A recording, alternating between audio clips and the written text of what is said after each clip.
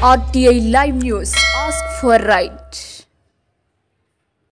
కాంగ్రెస్ ప్రభుత్వం ఏర్పడి ఏడాది పూర్తి చేసుకున్న సందర్భంగా ప్రజలందరికీ మంత్రి పొన్నం ప్రభాకర్ శుభాకాంక్షలు తెలిపారు. ఈ సందర్భంగా మంత్రి మాట్లాడుతూ నేటిగా ప్రజాపాలనలో కాంగ్రెస్ ప్రజాప్రభుత్వం ఏర్పడి ఏడాది పూర్తయిందన్నారు.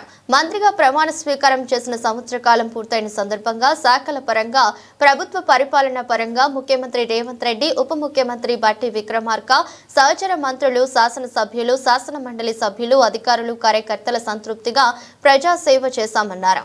ప్రభుత్వం అనేక చారిత్రాత్మక నిర్ణయాలు తీసుకుందన్నారు.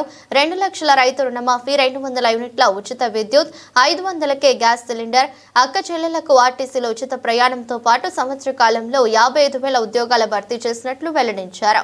విద్యార్థి నాయకుడిగా గురుకులాల్లో 40% కాస్మెటిక్ మరియు డైట్ ఛార్జీలు పెంచామన్నారు. అనేక సంక్షేమ కార్యక్రమాలు చేసిన ప్రభుత్వం భవిష్యత్ 4 ఏళ్లలో ఇచ్చిన హామీలన్నీ అమలు చేస్తామని స్పష్టం చేశారు. ప్రజల ఆకాంక్షలు అనుగుణంగా పనిచేస్తుందని పేర్కొన్నారు. మొదటి సంవత్సరం పూర్తి చేసుకున్న సందర్భంగా ప్రజలందరికీ శుభాకాంక్షలు తెలిపారు. ప్రజలు మరింత సహకరించాలని విజ్ఞప్తి చేశారు. అయిపోయింది సార్. నేటికి మంత్రిగా ప్రమాణ స్వీకారం చేసి 1 సంవత్సరం అయింది.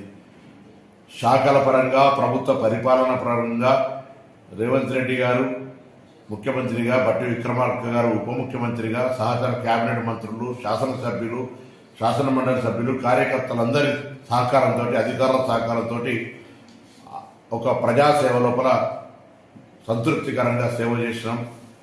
ప్రభుత్వం అనేక చారిత్రాత్మక నిర్ణయాలు తీసుకుంది.